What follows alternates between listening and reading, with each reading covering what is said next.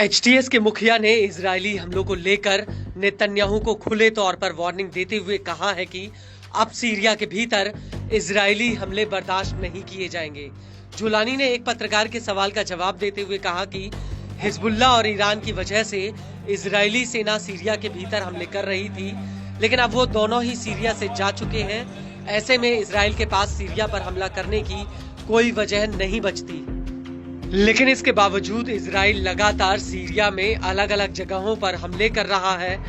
Netanyahu का बहाना है कि वो सीरियन आर्मी द्वारा छोड़े गए हथियारों को नष्ट कर रहा है, जिससे ये चरमपंथियों के हाथों में ना पड़े। इजराइल ने सबसे ज्यादा हमले सीरिया के लताकिया और टाटस में किए हैं। सैन्य रणनीति के लिहाज से ये दोनों ही प्रांत बेहद ही अहम है।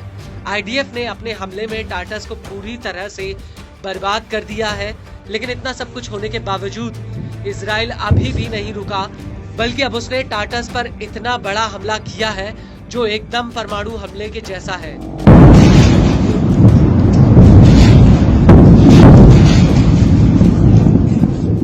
लेबनानी न्यूज एजेंसी अल मायादीन का कहना है कि टाटस हमले में कई लोग मारे गए और कई घायल हुए हैं। हालांकि अभी तक इनका स्पष्ट आंकड़ा सामने नहीं आया है। अल मायादीन के मुताबिक ये हमला किसी भयानक भूकंप के बराबर था।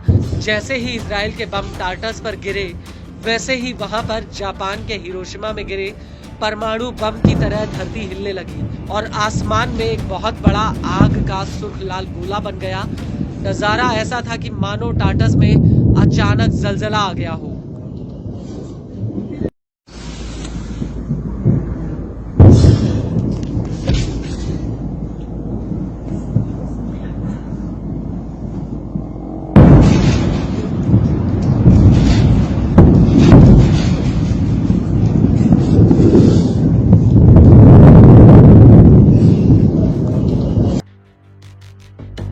वही अल मायादीन का कहना है कि इजराइल ने पश्चिमी सीरिया में कई सैन्य अड्डों पर एक साथ हमला किया।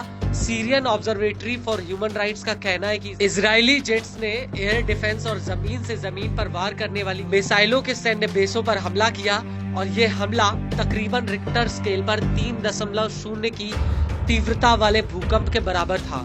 अल मायादीन को शोधकर्ता रिचर्ड कारोडोरी ने बताया कि इस धमाके का संकेत सामान्य भूकंप के मुकाबले 2 गुना तेजी से फैला, जिसे मैग्नोमीटर स्टेशन के जरिए पश्चिमी तुर्की के इस्निक में 820 किलोमीटर की दूरी तक पहचाना गया।